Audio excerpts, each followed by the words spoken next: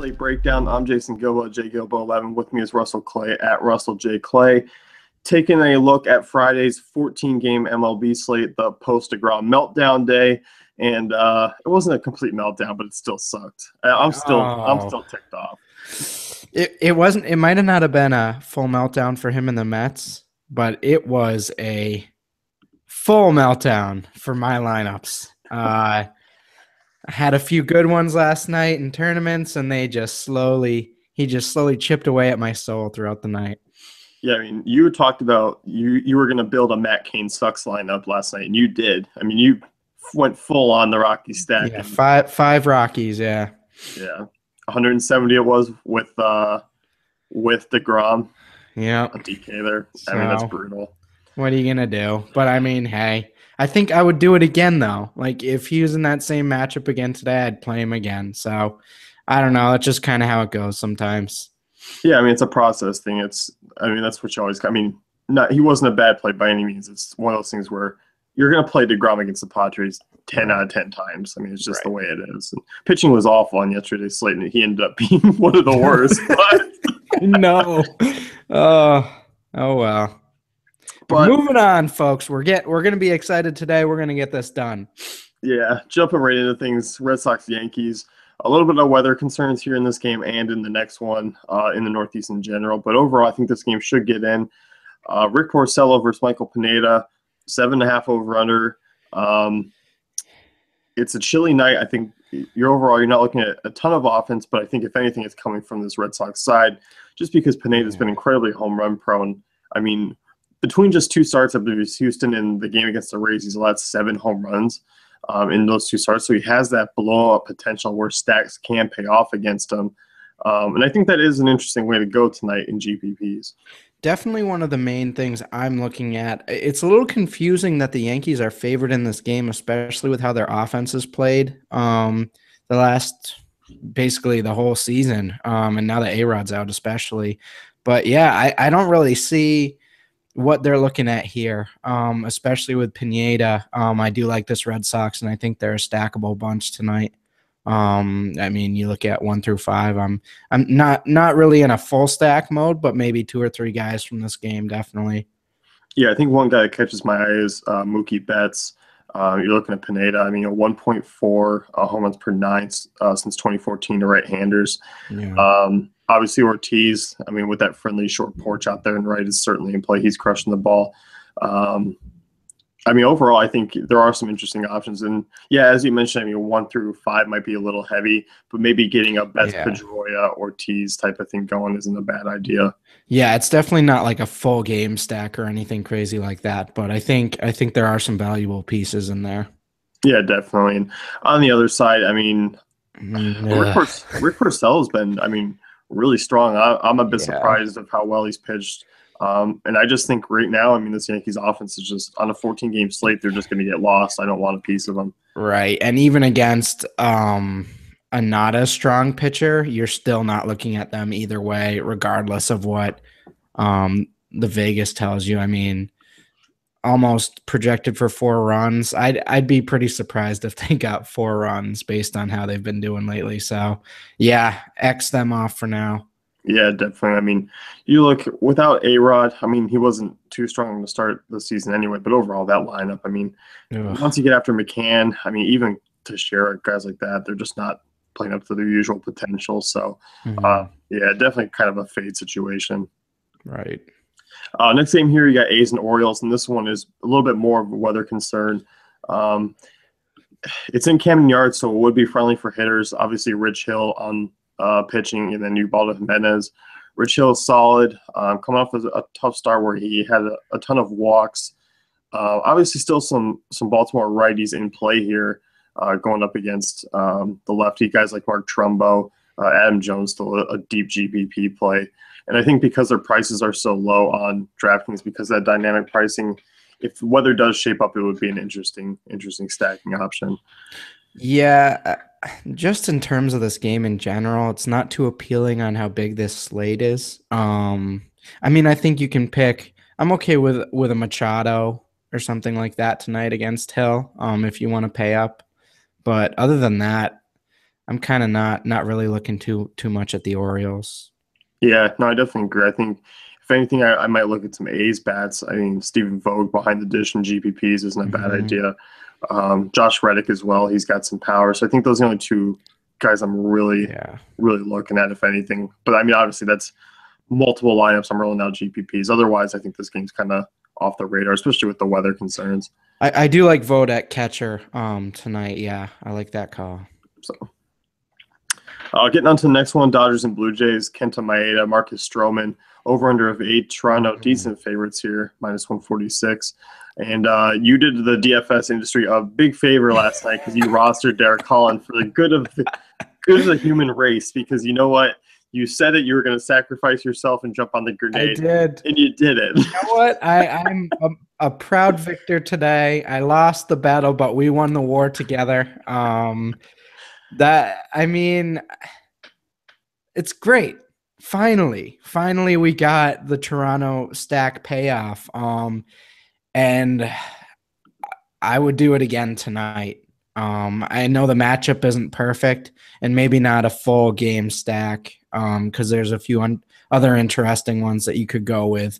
But I think you want to get pieces of this team again, sort of Batista, Encarnacion, maybe even Michael Sanders at a cheap price. So that's kind of what I'm looking at again. I don't think they're going to go crazy, but pretty high floors, I think. I think for me, it's a little bit or site dependent. I think DraftKings, I don't mind their prices because they have come down because it's dynamic there. As you mentioned, the prices of guys like Donaldson, 4,300, Bautista, 4,000, Encarnacion's come up obviously after a 6 RBI game. But I think FanDuel, they're a little too expensive for me. I think DraftKings, it's more appropriately priced. I don't mind getting shares there. Makes sense. So on the Dodgers side, you looking at anyone? I can't really get behind anyone against Stroman at home there. Yeah, Stroman's been pretty strong this year. I mean, they are cheap. That's always seemingly the nice thing about the Dodgers. So pretty much everyone under 4K. But yeah, I mean, Turner batting third at 2,900 on DraftKings is all right, but that's more just a deep tournament play than anything else. Yeah, no, I definitely agree. I mean, and you look at those lefties, Stroman's been tough on lefties. I mean, since 2014, 269 WOBA allowed, a really solid ground ball rate above 50%. So it's kind of see the Dodgers doing a lot of damage tonight. Right. Going to the next one here, Royals and Indians, Rodano Ventura, Danny Salazar. Over under a 7, Cleveland decent favorites. This is another one. I mean, it's going to be a continuing trend here of there's really solid pitching on the hill. So you're kind of only focused on a certain amount of offenses, and this one certainly isn't one I am. No, it's not. And I think, I mean, this game just puts a frown on my face in terms of DFS scoring. Yeah, I mean, both the run totals below 4 in progressive field there. Supposed to be a mild night, I guess you could say, weather-wise. So overall, I'm not expecting a ton of production. Yeah, I mean, Brantley, he's all right. Maybe if you want to pay up a little bit at outfield for him, but other than that, I'm probably staying away. Yeah, I'm definitely with you there. I don't think your Donovan Ventura's he's not weak enough. I mean, he's obviously not the strongest arm, but overall, I just think he's more average. And I think against this Cleveland team, he's going to get the job done. So overall, I can't see anyone I really even want to pay for in that game. Yeah. Next one here, you got Rangers and Tigers. Jordan Zimmerman, 5-0 on the season, 0.55 ERA. Over under of 8. Cole Hamels. This one a little bit interesting on the Tigers side tonight, I think. Just looking at their prices, I think on DraftKings, I mean, even some guys on FanDuel, but even more so on DraftKings tonight, just because of that dynamic pricing, they come in super cheap against Cole Hamels, who hasn't relatively been that strong so far this season. Yeah, you look at Victor Martinez, 3,900, Justin Upton, 3K. That's nice right there. And then Cabrera, 4,100. So, yeah, I think you could get pretty unique with that. I don't think it's going to be too high owned either. So, yeah, I'm definitely okay with that. Probably not a cash stack or anything like that, but for tournaments, yeah, if you're throwing in some some extra lineups. Definitely a stack there. Yeah, I mean, I think at their prices, you can definitely pair them up with top arms. And I mean, obviously, Mhm. we know their quality. And one thing to think of is if they do get to Hamels earlier, they can run Hamels' pitch count a little bit high. That bullpen's awful. I mean, right now, Mhm. they have the fourth highest ERA in the major, so that is something to consider. You might be facing a bottom five bullpen for the last four innings of that game, and that kind of involves well for those Tigers bats. And so if we think of that, I think Zimmerman's a solid pitching option, especially trying to get the win there. So if I'm kind of leaning with that type of logic, so I'm probably not going to be touching much of the Rangers offense tonight. What do you think about that? Yeah, no, I'm definitely in agreement. I don't think they're that strong of an offense. I know they do have some lefties in that lineup, but overall, I mean, the way Zimmerman's been pitching in Comerica, yeah, I mean, I'm not going to rely on Texas on a full slate like this, even Hmm. though there's not a ton of hitting options. Right. So, next one, Brewers and Reds, 8.5 over under. Tim Edelman versus Tyler Cravey. This one I do like for offense on both Yeah. sides. Finally, so whilst they're not the most consistent offenses by any means, but they're also in both great spots, and I think really 1 through 5 on both sides is certainly playable in all formats tonight. Hey, non-pro tip, when there's two pitchers under 7K in a game, it's probably good. When there's two pitchers under 6K, it's probably really good. So I think you can exploit either of these guys tonight. Full game stacks. I'm kind of in on this game. I mean, it's 8.5. So on a better slate, this wouldn't be the best lineups, but with how everything's kind of shaken out, these are kind of looking at the better options here. Yeah, I definitely agree. And I mean, Zach Cozart really stands out as a top shortstop option tonight. I like Billy Mhm. Hamilton in GPPs if he's hitting second again. And I think Votto, um, a guy who is worthy of a cash game play tonight. And is one other first baseman I really like, we'll get to later. But overall, I think Votto, Ryan Braun, Lucroy, Jonathan Villar, I think they're all Yeah. great plays tonight, really 1 through 5. Yeah, 2 through 4 on the Brewers, and then I like the 3 through 5 as sort of 3-person stacks for these games. Yeah, no, I'm definitely in agreement with you there. One guy, if you want to take a deep GPP play is Adam Duvall. Big time power against right-handing pitching. The only thing is he does hit in a lower lineup spot. Maybe you see him sneak up today, but overall he's a cheap guy with some pop. But a K percentage north of 30 doesn't have him worthy of cash games. Right. So next one here, you got Phillies and Marlins over under 7.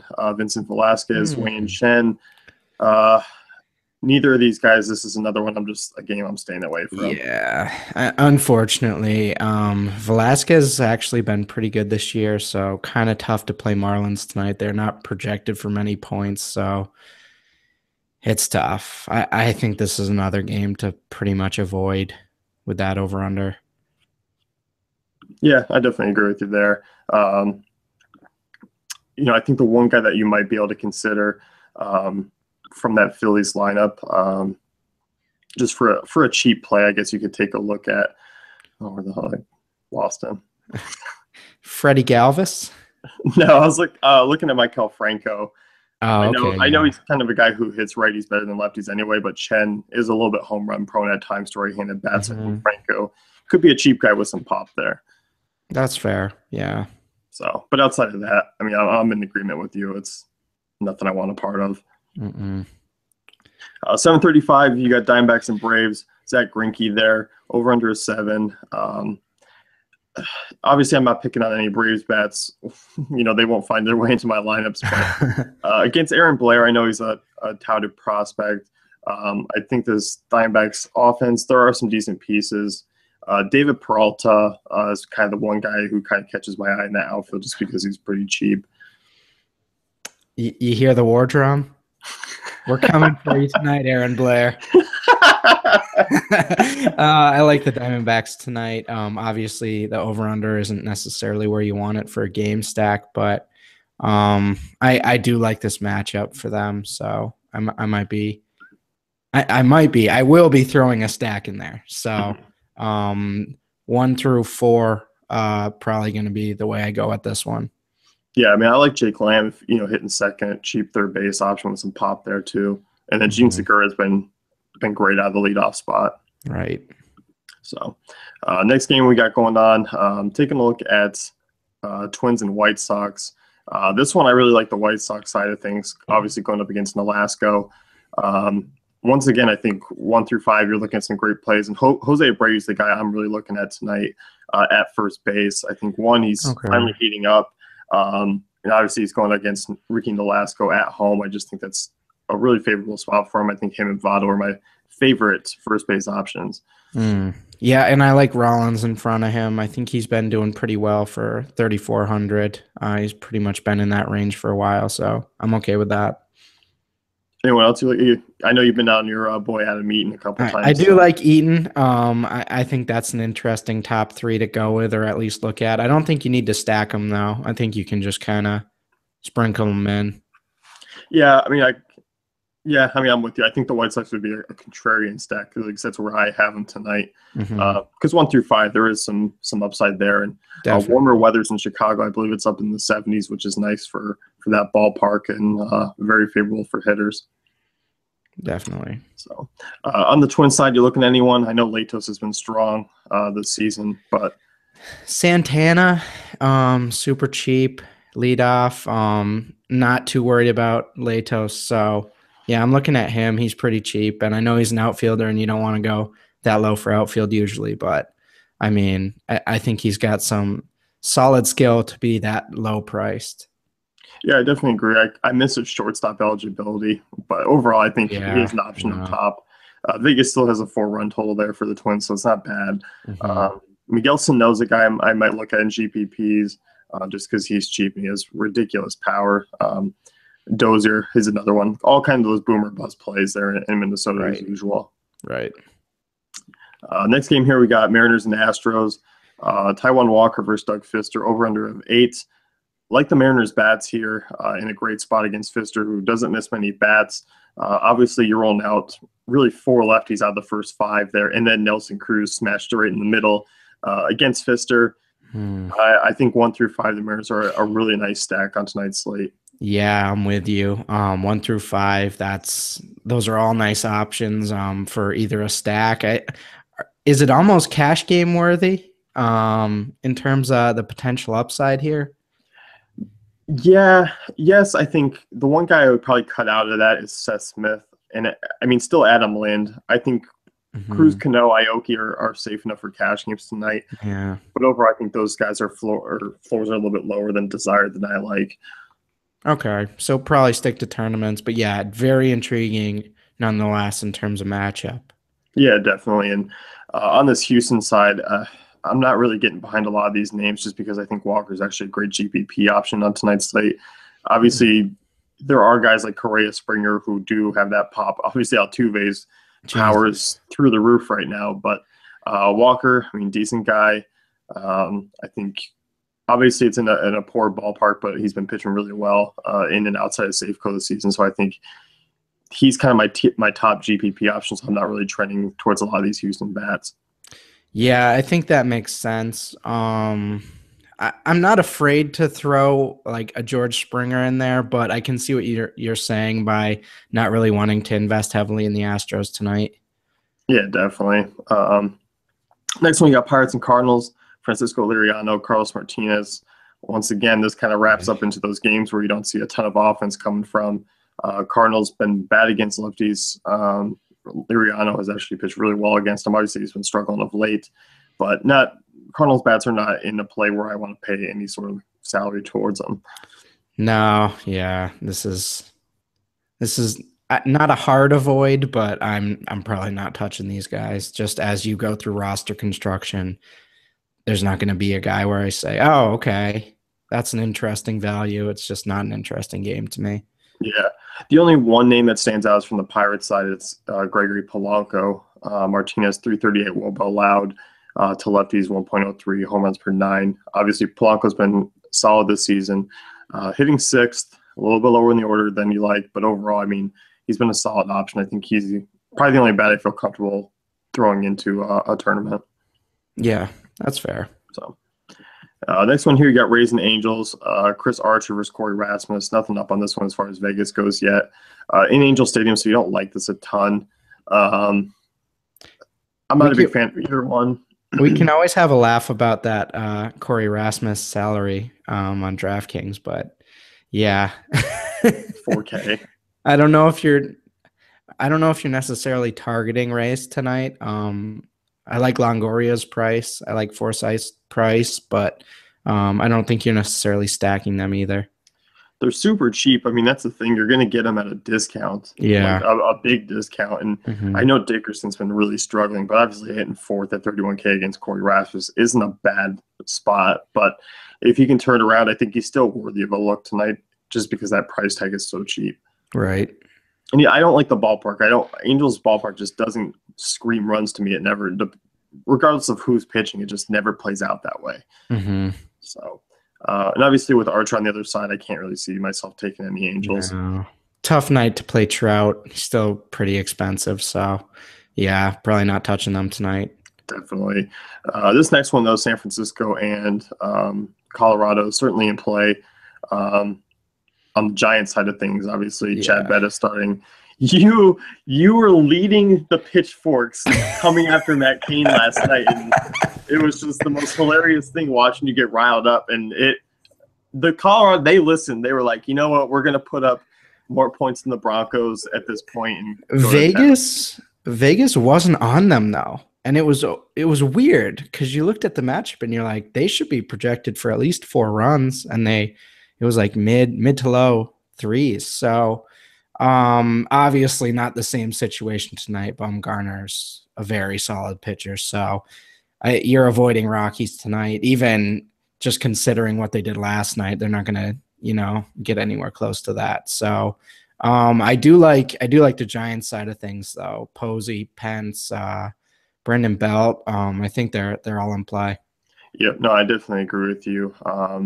Solid options. Obviously, Bettis has pitched decent, but still FIP over 4 start the year. Bettis reverse splits guy 356 WOBA allowed. So I do think Pence and Posey are great plays. Obviously, Bell crushes right-hand pitching, and I mean pretty cheap. I think in comparison to who's on the hill tonight. I know it's an AT&T Park. We did see 24 combined runs last night, so I do think there's certainly a play. And another guy I like for a deep dive at the hot corner is Matt Duffy. I know it's a little bit of a slow start to the season, but in a good spot, hitting second. Yeah, that's intriguing too, especially at his price. Definitely. Last game of the night, 10:40, Mets Padres, Noah Syndergaard versus Drew Pomeranz. Over under a 6, Mets big favorites. There's oddly some rain in the area in this game. I think it's somewhat concerning because it just seems to be all around like a 2-hour span of the game. So I'm not quite sure what to make of this one as far as pitching goes. Obviously, I'm not going to be picking on Syndergaard. Pomeranz, I'm not too heavy on picking on either. He's been very solid. I think 1 through 5, you're stacking the Padres tonight. Oh my God. I'm just kidding. Don't turn it off yet. I'm kidding. Clearly avoiding Padres, even after last night. The Mets, again, I think there's just better options out there. Maybe if you want to put a David Wright in there, even though he's a little more expensive, I think that's an interesting way to get contrarian if you have the salary. And Conforto in the 3 spot, I think he's intriguing as well.